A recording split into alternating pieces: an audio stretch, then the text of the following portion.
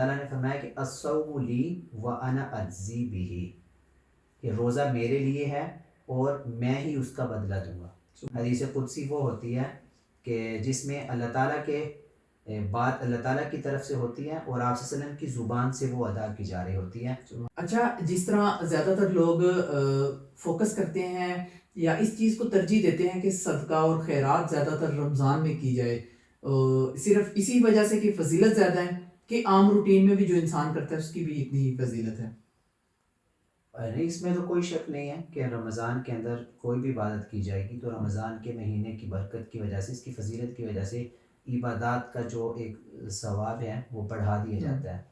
تو رمضان کے اندر اگر ہم صدقہ کر رہے ہیں، رمضان کے اندر اگر ہم کوئی اور دیگر عبادات کر رہے ہیں تو غیر رمضان میں عبادت سے ان کا کئی درجے زیادہ ثواب دیا جاتا ہے۔ اچھا سر، ہم تھوڑا سا یہ بھی آپ جو ہے نا اس کو بھی ایکسپلین کر دیں کہ نوجوان ہیں، لوگ اتنے خوشی سے روزہ رکھتے ہیں، ان کی ایکسائٹمنٹ جو ہے نا بہت زیادہ ہوتی ہے رمضان کو لے کے، سحری کو لے کے، افطار کو لے کے، تو ان کو کوئی نا ایسی یونیک سی اس کی فضیلت بھی بتائیں تاکہ روزہ رکھنے والے کو پتہ ہو کہ جو کام میں کر رہا ہوں اس کی فضیلت کیا کیا ہے۔ ہاں، اس حوالے سے یہ بہت قابل غور ایک نقطہ آپ نے اٹھایا، اس پہ میں تھوڑی سی گفتگو کروں گا۔ اور میں سمجھتا ہوں کہ روزے کے حوالے سے کچھ ہمارے نوجوانوں کو اور جو روزہ رکھتے ہیں ان کو روزے کی خصوصیات کا علم ہونا چاہیے کہ ہم ایک بہت بڑی عبادت سر انجام دے رہے ہیں۔ دیکھیں، روزے کے بارے میں آپ صلی اللہ علیہ وسلم نے ایک حدیث قدسی ارشاد فرمائی ہے۔ حدیث قدسی وہ ہوتی ہے کہ جس میں اللہ تعالیٰ کے بات اللہ تعالیٰ کی طرف سے ہوتی ہے اور آپ صلی اللہ علیہ وسلم کی زبان سے وہ ادا کی جا رہی ہوتی ہے۔ اللہ تعالیٰ نے فرمایا کہ الصوم لی وانا اجزی بہ، کہ روزہ میرے لیے ہے اور میں ہی اس کا بدلہ دوں گا۔ سبحان اللہ۔ اب اس میں ایک یہ بات سامنے آتی کہ روزہ جو ہے نا، جب اللہ تعالیٰ فرما رہے روزہ میرے لیے ہے تو اس میں کوئی دکھلاوا اور کوئی ریا نہیں ہے اس میں۔ ایک میں نے روزہ رکھا ہوا ہے یا آپ نے روزہ رکھا ہوا ہے تو یہ ایک راز ہے کسی کو ہمارے اور اللہ کے درمیان، اللہ کے درمیان، بالکل ہمارے اور اللہ کے درمیان یہ ایک راز ہے۔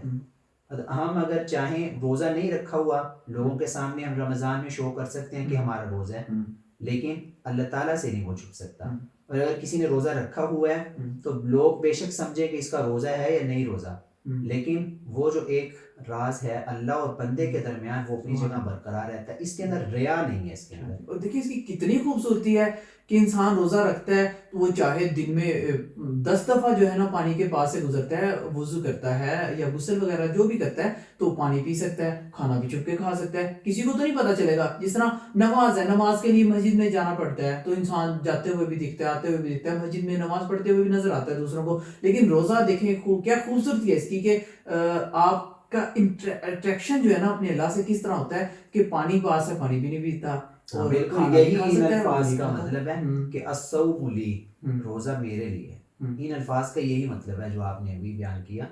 کہ روزہ میرے لیے ہے، مطلب کہ آدمی روزہ بالکل اللہ کے لیے مخلص ہو کے رکھتا ہے۔